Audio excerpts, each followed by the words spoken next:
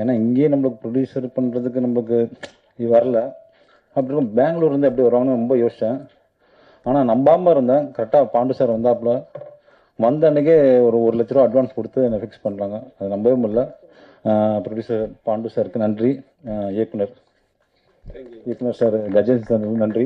அப்புறம் co artist Aradhya ma'am, George brother, Vinodhini ma'am, Deena அண்ணா, சரவணா சித்தப்பு சார். பருத்தி வீரனில் வந்து சார் உங்கள் பருத்தி வீரனில் பார்த்தேன். இப்போ உங்க கூட நடித்தது ரொம்ப பெருமையாக இருக்குது சார். ரொம்ப நன்றி சார். அப்புறம் காமராஜனை, சென்ட்ராயனை, ராஜேந்திரன் சார், வேறு யாரும் விட்டேனா.